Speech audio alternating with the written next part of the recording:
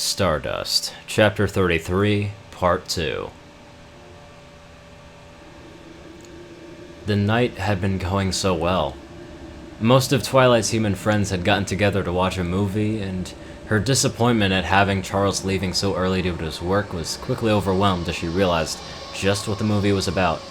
Twilight had reacted uncomfortably when the Dursleys had shown their neglect of Harry, but Lana gave her a chipper smile and said that not all human families were like what was shown in the movie. She also had trouble watching the Dursleys break down from the torrent of mail that had been sent to Harry, but also because she saw just a little bit of her own irrationality in some of their behavior. The depiction of the Hogwarts train in the book was nothing compared to seeing it in motion. She had been expecting something akin to the trains she was familiar with from Equestria.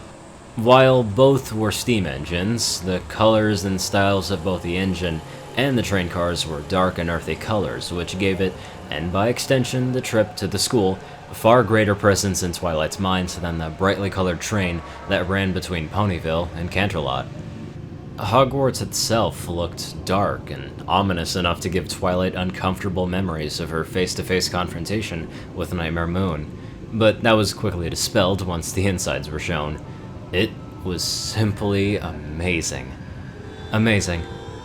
That was the only word that she could use to describe the movie as it unfolded. Sure, Twilight had problems with the fact that some parts were removed and certain dialogue was truncated, but those problems were insignificant in comparison to the wonder the movie gave her. She had asked at least a dozen times how something was done without magic, before Joel had paused the movie to attempt to explain how it was done with computers. That wonder had been replaced with a small degree of horror when she laid eyes upon the scene with the slain unicorn, and it only grew when he who must not be named made his appearance and met his subsequent demise. In the context of the book, she understood that both he and the man that had been carrying him were both irredeemably evil and would likely never reform themselves. But death? Twilight had pushed those concerns aside to finish watching the movie, when the door had opened and everything had happened at once, and no matter how much she tried, she couldn't sort out exactly what happened. A human that she had never seen had entered the lab behind Moira. His smile was warm and welcoming, even as he pointed something directly at Twilight. A bang loud enough to hurt Twilight's ears filled the room shortly before Lana upended the table and hurled it at the door. The table was wider than the doorframe and collided with it, but it provided less than a moment's hindrance, as Lana had practically flown through the table at the man. When the man had struck Lana and she fell, Twilight had started to rise to do something to help, but she froze when she saw Lana's face. Twilight had been so used to her smiles and teasing, and the Pinkie Pie quality of her eyes. What she saw on Lana's face as she struggled to get back up was an emotion Twilight could not comprehend to describe. In less than 10 seconds, Lana had turned and pummeled the man who had struck her.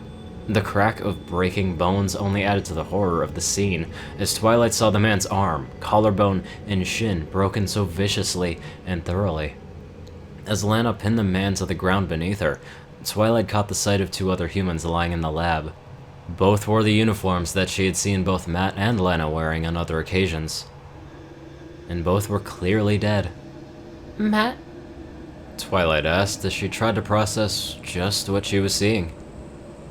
Matt can explain this. He has to know what's going on. Right? She tore her eyes from the bodies to give a pleading look to her friends, but her apprehension grew when she saw the same emotion on his face as Lana's. It was just for a moment, but it was there. The injured human had screamed something at her, but whatever he had said was lost to Twilight as she again tried to make the pieces fit in the scene she now found herself in. The dull thunk of the man's head hitting the floor jarred Twilight, and that look on Lana's face further added to the disconnect that the unicorn was feeling. How did things turn out like this? Where was Lana's smile? Where was Matt's confident smirk? And what is Moira doing? Twilight asked herself as Moira kicked the prone human in the face before being dragged back into the habitat by Matt. Matt, he's hurt really bad. Twilight started to say, but she was cut off when he turned to face her. Twilight, that man was gonna kill us all! Matt snapped as he released Valen. I know you don't like seeing people hurt, but it was either him or us, and both Lena and I would do it again if it meant protecting our friends. Just... please. Just stay there with the doctors and we'll handle this. I promise I'll be back. And with that, he turned and walked out of the habitat, but not before clearing the debris of the destroyed table from the doorway. Who are these people? And what did they do with my friends? Twilight asked herself. For several moments, she did nothing but sit and try to put the pieces together. Matt and Lena had been good friends, though Lena's teasing made things difficult, and Matt's intentions towards her brought a whole heap of stress she never knew she had to deal with. But both of them were good people. Good friends. They were nice.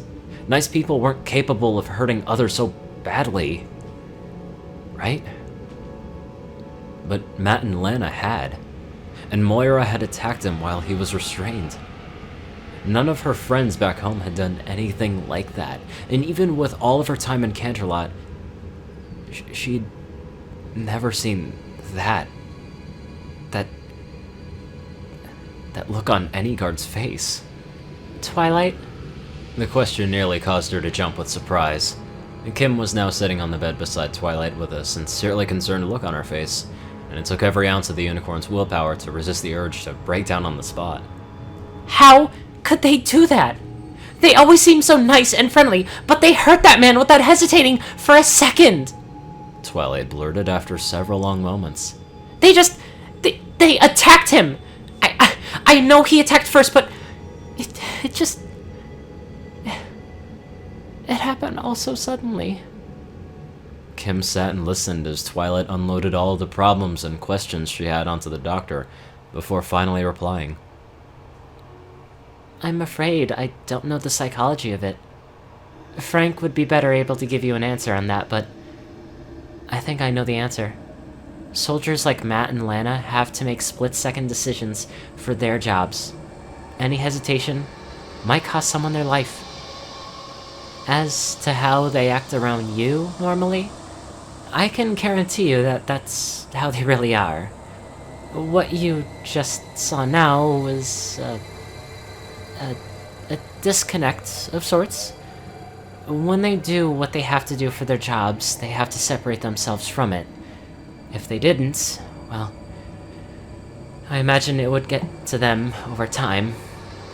It gets to everyone eventually. The image of shining armor came to Twilight as Kim explained. Could Shining have been hiding something like that inside him? He's always been my BBBFF. But I didn't see him for nearly 2 years after I moved to Ponyville, and he never said what he did with the guard while we were apart. Twilight absently hopped off her bed and made her way over to the desk. She plucked the picture of her brother off the wall and stared at it. Were you hiding that look from me, Shining? Did you not want to scare me? Did you ever have to kill anyone? Well, I don't know about any of you, but I'm thirsty. I know there's some water in the other room, so who wants some? Jill asked with forced joviality as he headed to the habitat's entrance. Dr. Mills. Moira spoke her first words since Matt had left her in his chair. My tablet is at my workstation in the lab. Could you please retrieve it for me when you return? As she asked the question, Moira rose from her chair to stand beside Twilight. After a moment's hesitation, she crouched down to meet Twilight eye to eye, and she smiled. The expression was so out of place with the serious and cool demeanor that Twilight had grown accustomed to, especially after what had just happened. Twilight, I may have some good news for you. She started, but anything else she might have said was lost when Joel pushed the button to open the door. The moment the door opened, a roar filled the room and Twilight froze. Joel's horrified expression turned to the open door as he stumbled backwards. He tried to raise his arms to defend himself, but the action proved futile under the weight of the monster's charge. An aborted scream was all he could offer as Twilight's nightmare tore him to pieces. A shimmering patch of air stepped through the doorway and past the monster still mutilating Joel before coming into focus. It was shaped like the humans in it, that it was bipedal and had hands, but that was where any resemblance ended.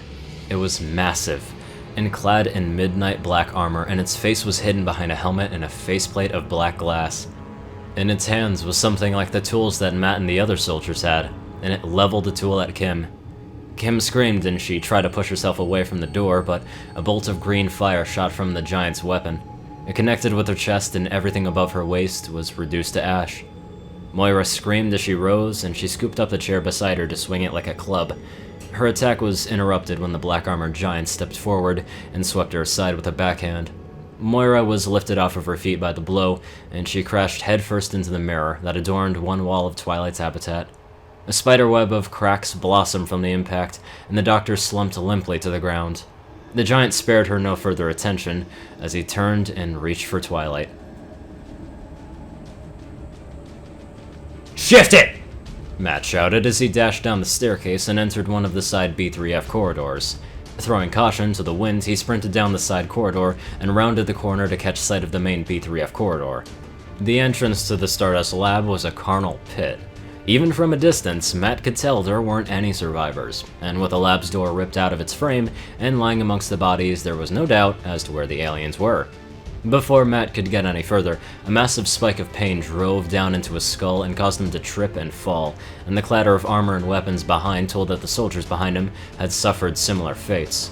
A scream echoed down the corridor, and for a brief moment, Matt thought it was his own. He ripped the helmet off of his head and brought his left hand up to his temple before staggering back to his feet. The scream hadn't been his, but he could feel the pain, the despair, and frustration in it, and rage. Matt staggered back to his feet and raised his rifle towards the direction of Stardust as he approached the doorway. He caught Lana, Zhang, and Romalov out of the corner of his eye before he rounded the corner and entered the lab and stormed into the habitat. Mother of God, Lana stated breathily as they caught sight of what remained of Kim and Joel and Valen's battered body beneath a mirror. "Command, Strike 1. Hostiles have breached the Stardust lab. Kim No, Joel Mills, and Moira Valen are all KIA. Primary objective is gone," Matt reported harshly as he walked towards the farthest corner of the room. A long moment of silence passed before Bradford responded. "Copy, Strike 1. Begin sweeping the level and reacquire the objective. We cannot let it fall into enemy hands." "Negative, sir. The aliens do not have the objective," Matt said as he turned away from the far corner of the habitat and the hoof marks that appeared to be melted into the floor. Instead, his gaze turned to eye the muton and chrysalid that still occupied the room after being turned to stone. "The objective is loose, and God have mercy on anyone that gets in our way."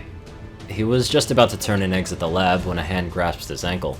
"They're fucking shit," Matt spat as he leapt back and brought his lank rifle to cover Valen's body, only to see her bloody face look up at him. "Command! Moira Valen survived the attack but appears to be in critical condition. We need medical here immediately." Just as Matt crouched down to try and help Valen, a report from another squad leapt into his ear. "Command, Sec 2! New enemy type! Unicorn! Ballistic weapons are not effective! I say again!"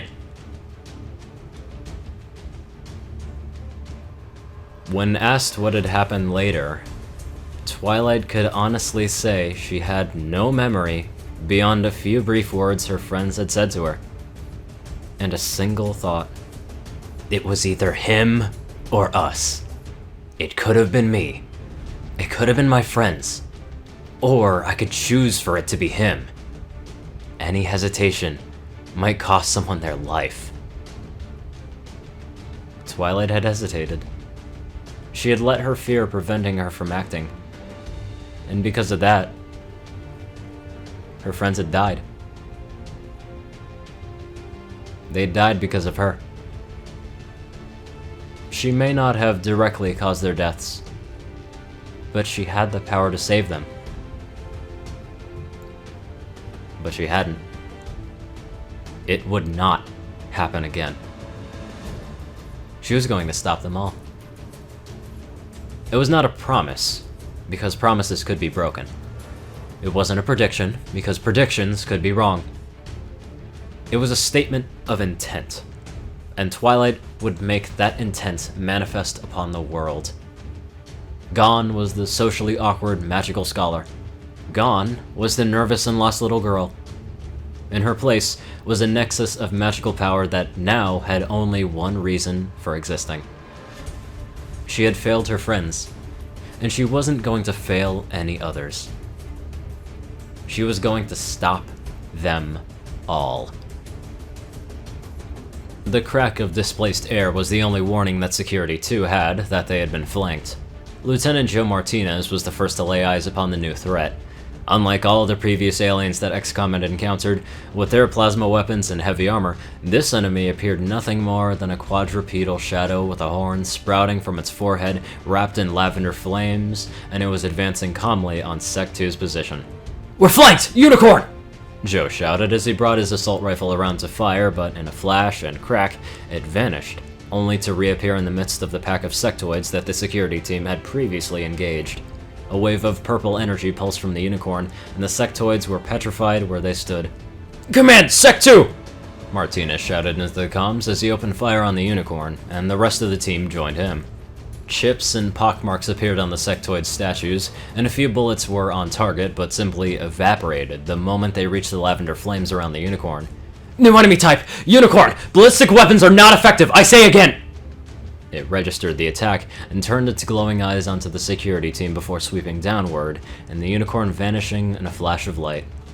Recovered security footage revealed the unicorn's destination as one level lower and on the other side of the base. A pack of chrysalids were in the process of trying to force open a ventilation shaft when they caught sight of the newcomer. They barely had a moment to start charging before they too were turned to stone. Security Team 3 and the walking wounded from medical spotted the unicorn next. The soldiers had just ducked from cover as a golden armored muton fired the equivalent of a rocket towards their position. The glowing green projectile zipped down the corridor and detonated directly above the defenders, but the explosion was quickly surrounded and snuffed out by flickering purple flames. The telltale crack of teleportation could be heard as the unicorn appeared beside the muton and reduced them to statuary. Captain Fujikawa is recorded as repeatedly giving the order to security personnel not to engage the unicorn before it teleported away.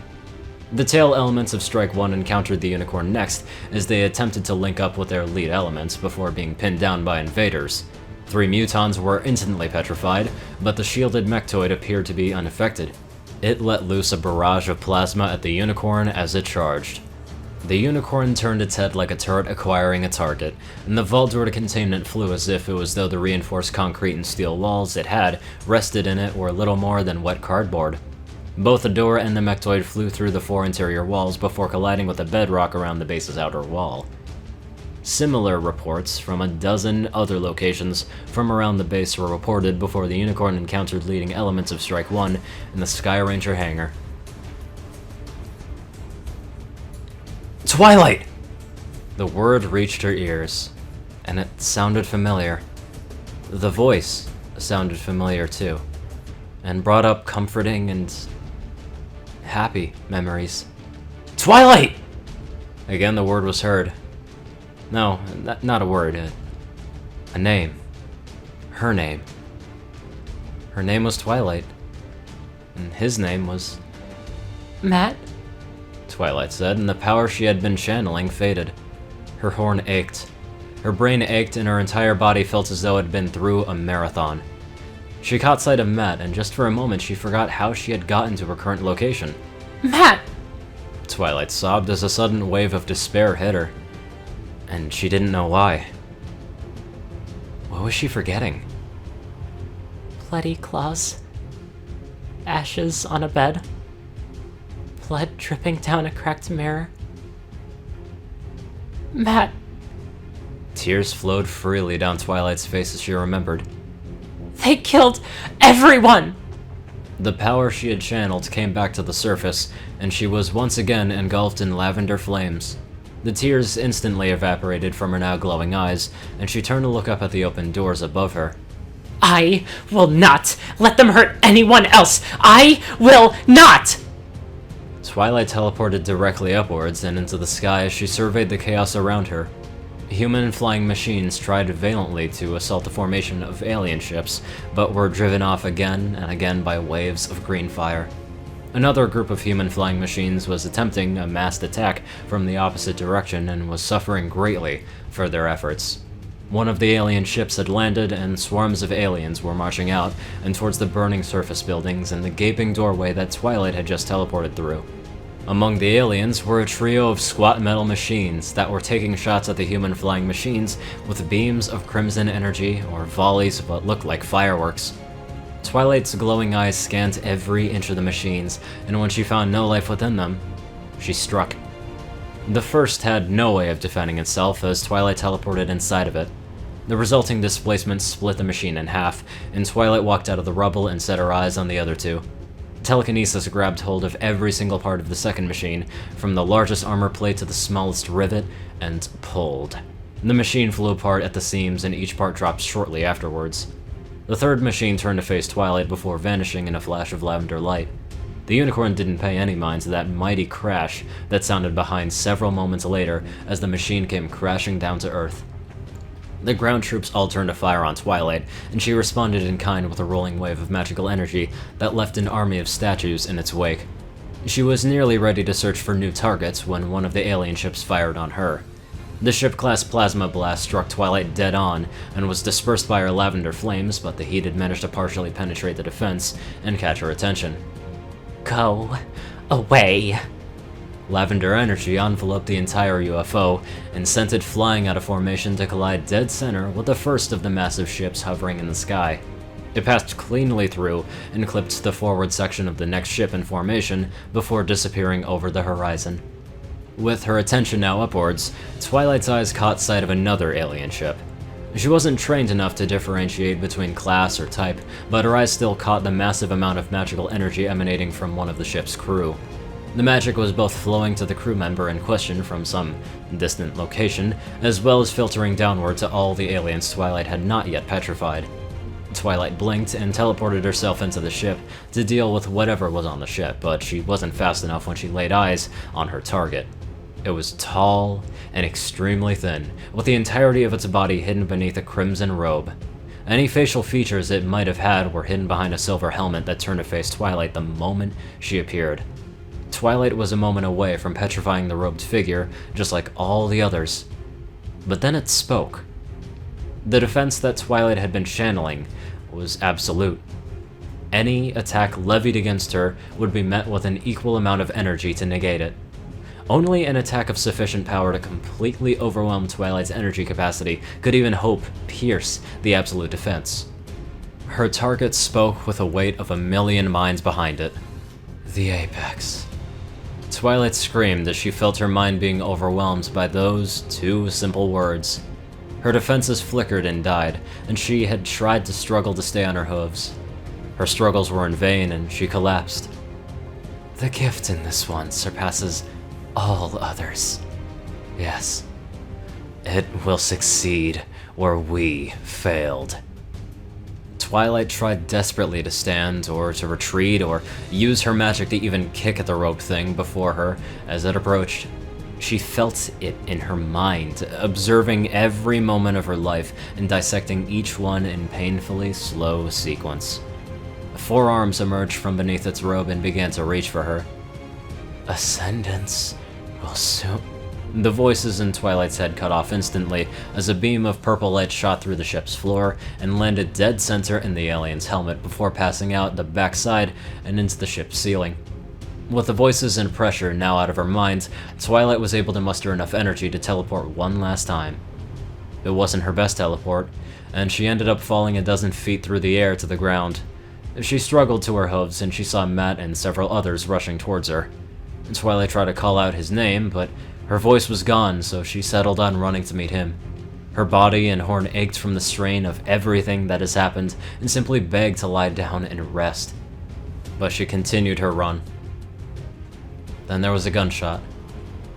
A look of horror appeared on Matt's face before he raised his weapon to point at something off to Twilight's left. "Drop it! Drop your fucking weapon or you're dead!" he screamed, and the others behind Matt raised their weapons and pointed them in the same direction. Twilight turned to see another human standing behind her and to her left. His uniform was different from anything she had seen yet, with an olive-green bodysuit and a harness around his torso that was covered with straps and pouches and a curious patch that had the title 132D Fighter Wing. In his hands was a weapon similar to what she had seen nearly used on her back in the Stardust lab, and a trail of smoke was coming from the barrel. What was most striking was the look of fear on his face. Not of Matt or any of the others. Fear of her. Twilight opened her mouth to speak, but a burning pain in her side stopped her.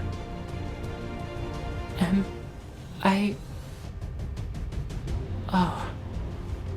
Twilight thought her perspective suddenly turned sideways, and she collapsed to the ground. Her vision swam as she saw Zhang and Lena disarm the new human, who still seemed in a state of shock at what he had done. And despite what he had done, Twilight couldn't blame him. She still remembered what Charles told her. When we are afraid, we lash out at the cause. Operation Ashes and Temples complete. That was beyond gruesome and intense as hell.